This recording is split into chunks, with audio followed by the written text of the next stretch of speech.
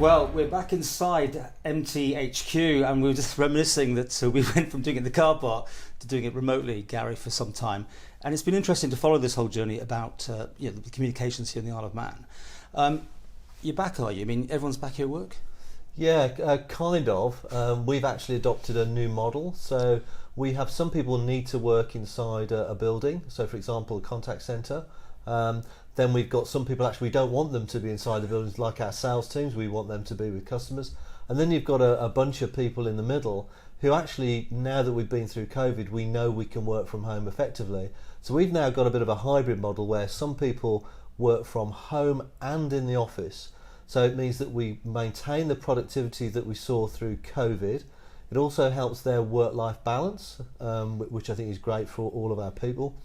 And it means that we've got more flexibility, so it's actually working really well so far. We're trialling this for 3 months, but I expect that we'll end up with some kind of flexible model going forward. And this must go out for other businesses doing the same thing, as long as they've got the communications, isn't it? The remoteness? Yeah, I mean, I think from those that I've spoken to, there'll be many companies adopting a new model now. The connectivity is pretty good on the island, so it means that you can work from home. So, there's no reason why it shouldn't work. We just want to make sure we don't want to go to a model where everybody's at home all the time. We think it's important to have some contact and engagement with your colleagues.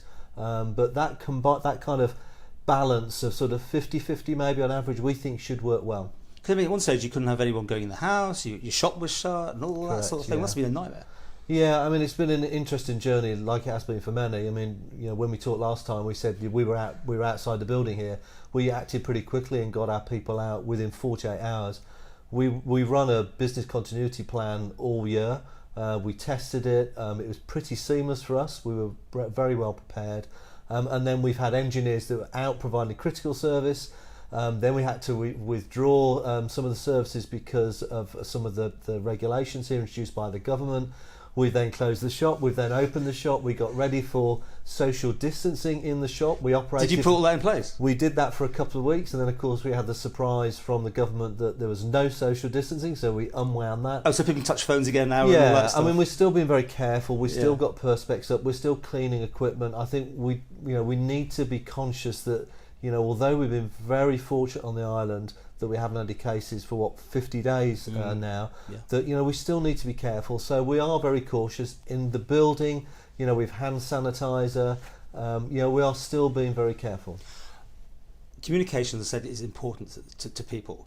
The fact is, so many people now thinking they don't ever have to go in anywhere again. Is that really where the future where it lies? That we'll all be working on a Skype link or Teams or whatever? Personally, I don't think so. I think that as human beings, we need some interaction with with our colleagues and friends, etc. So I think you will end up with a hybrid model where people will work a little bit from home, people will work in the office. So that's my personal view. Okay. I can't see us all sitting in an office looking at a screen all day. I mean, actually, it is quite tiring and challenging at times just focusing on a screen doing video conferences. So I don't think that's necessarily a good thing to be doing all the time. We've talked about it many times now about the network and the stability and the resilience, because no one knew until this came in exactly how much pressure there was on. Did Netflix and Disney Plus and those things cause headaches in the end that you thought they may do? Well, some of them actually reduced the quality of what they were sending down the pipe. So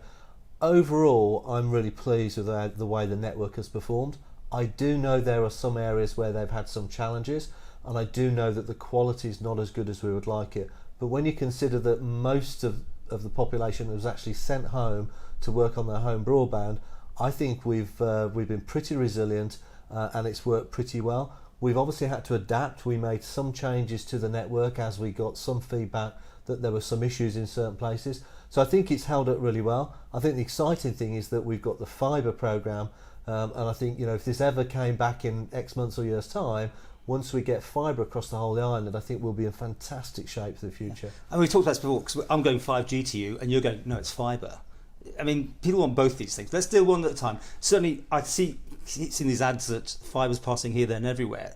Is it basically you're kind of going into blitzing sort of one big areas at a time, like a new housing estates obviously get it, don't they, straight away, don't they? Yeah, I guess there's two parts to the programme. One are those areas where we're tending to blitz, as you say, so more built up areas where there's a lot of sense in trying to get fibre around those areas from an economic point of view. Then there's the National Broadband Programme, which we're working with the government to try and get fibre around all of the island. Well, let's deal with that. I mean, that was a big contract you got there. Correct. You've got to deliver what? How many percent of the Isle of Man? We need to get 99% of the island covered with fibre in 5 years. Okay, so people in Douglas, would they be first on the list before we get to Andreas, or is it not like that? It's not necessarily like that. There'll be a parallel programme running where we're doing some of the more built-up areas, which we've been doing for some time. We're already past 30% of premises on the island. Then there's this other programme that will run in parallel, which we will resource up, so that what you'll find is some of the built-up areas will be done, some of the more rural areas will be done in parallel, running together. Now, 4G and 5G. 4G certainly, it's like anything. It can be very great, I find, and then other times it'd be slow. And this is down to network demand, isn't it? And people on it. Whereas 5 will eventually deal with that. But yeah, I mean, just so fibre is a piece of fibre in the ground. If you're talking to a telecoms or engineering person, they say fibre is absolutely the best quality that you will get. Very steady, very reliable. But you do split down, don't you? You get some criticism that there's X amount of people are always on that bit of fibre, just like they are on the stuff that's today. So you'll hear words like contention on the network, and whilst people have been in their homes, when there's so many people using the broadband, you will get some issues around the sheer volume. Not necessarily an issue on the island at all times, but even off the island in terms of how much is going down that pipe. The pipe can only take so much. So 4G overall, again, did that get very busy in times? 4G, and therefore slow down? Yeah, well, 4G was okay. I mean, we did see things like data peak on certain cells around the island, certain masts, if you like, and we did try to manage it very carefully. But actually, what we found is people were using their fixed lines more. Because they're in their homes, so that took some of the strain off the mobile network. So overall, all of the both the fixed line, the mobile, and the broadband actually performed pretty well on the island. And what happened when like Amazon Prime had football? Because there's something that everyone wants at exactly the same time. Yeah, and was that a tricky one? Well, we have had some issues with that, but actually, no. Again, that's okay. If you've got reasonable quality broadband, then you should be able to watch those sort of programs. So, I do know that there's some parts on the island where the broadband is not as good as we like it to be, but that's why the fibre programme is so important for the Isle of Man, because once we get fibre out to everybody, things like Amazon Prime, Netflix, etc., you'll be able to watch all that with no issues whatsoever. Digging up rows is where it comes down to. You're going to like the odd houses, especially obviously the new ones, they'll come with it, I suppose, but when you come to blocks of flats, you're not going to be so keen, are you? Because that's a lot more work to get it up and down and in and out, isn't it? Not necessarily. We'll get the fibre into the basement, and then we'll get the fibre around the apartment. So we'll be able to do multi-dwelling units. We'll be able to do homes, etc. So we're covering 99% of the island. So all of these things, however challenging they are, they will be dealt with, and we will get fibre to everybody's house. And I think that for a lot of people, it seems quite late coming to the party. I mean, like Jersey had it done, although I think it went a bit crazy on their costing, to say the least. But was this the right time for this sort of? Yeah, project? I mean, I've been an advocate of fibre for some time, so I'm delighted that we're able to push on with the programme and with the support of the government. Is fantastic. You've got places like Jersey which were fairly early in putting fibre out, and it cost them a fortune. The benefit we have is we've got all the learnings from the likes of Jersey, newer technology. And if you compare us to the UK and other jurisdictions, actually we're not behind.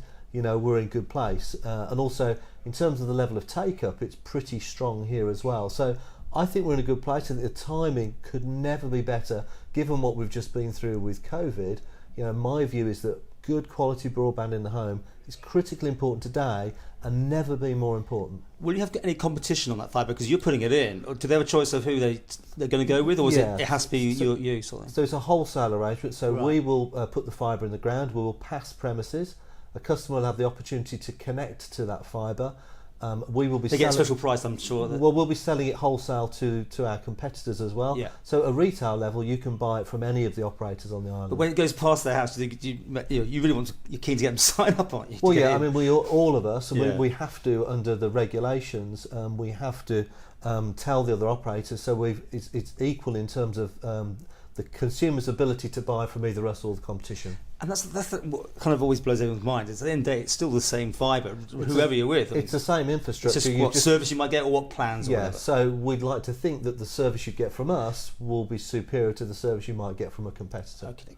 Can we talk Huawei? Because we keep coming down to this. Your 4G is built on this totally here. We had a demo of 5G, seems like years ago here now. And of course, that word now, Huawei, is meaning so many things to so many different people. And certainly the UK is in a quandary.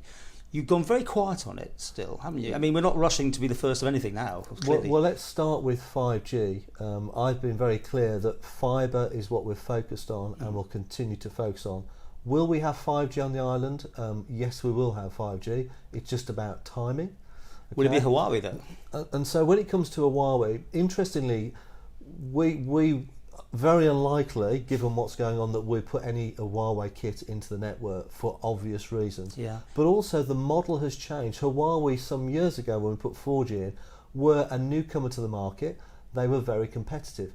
Now there are new companies now on the market who can provide 5G more economically than Huawei. Now that's interesting. I didn't know that. So actually, you don't. I thought they were the game leaders and they were the cheapest, and that's why everyone was going with them. No, that's not the case. So we don't have to go. Even if it was just an economic decision, you don't have to. We don't have to go with Huawei. It is likely there will be more competitive vendors out there. So for me, we watch the Huawei thing very closely. Yeah. We will not do anything that's going to compromise us or the island. And we don't have to put Huawei in the 5G. You've got it in the 4G. Is anyone spying on it there? Or, I mean, all these things you hear about. Look, there's a bigger agenda, isn't there, with Huawei, which we all know, between America and China. Yeah. And who knows what will happen if Trump does or doesn't get in, what the situation will be. But whatever happens in America, we will do the right thing for the island. And we don't, I'm not sure that economically Huawei are going to be the best option anyway. People love new kit, and if nothing else, someone will buy a phone because they got 5G, and that must frustrate you in that sense, because people do want the latest gadgets. Yeah, and look, we will focus on fibre. That's absolute priority. 5G will come along when we're all ready, when there are handsets that people can get 5G. The reality of it is there isn't really a business case on the island for 5G. People don't travel a huge amount. You're fairly close to your home or your office. You have great Wi-Fi through fibre broadband. So all the business case for 5G that you might see in the UK, it doesn't apply so much on the Isle of Man. And to be honest, 4G is actually not a bad quality network anyway.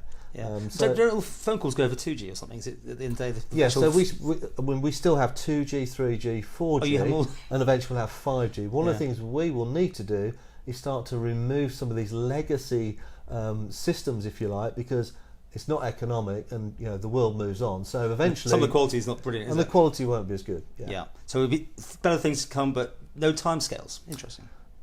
Correct. Yeah. Okay. But back to here, people can now go in the shop. They can get their stuff done. Everything is literally back to full steam. Yeah, everything is pretty well back to normal. And what we are finding is that it was obviously very quiet during COVID, but actually people are coming out. People are buying their handsets. We've seen a good trade in the last 2 or 3 weeks, so it does feel as though we're slowly getting back to normal.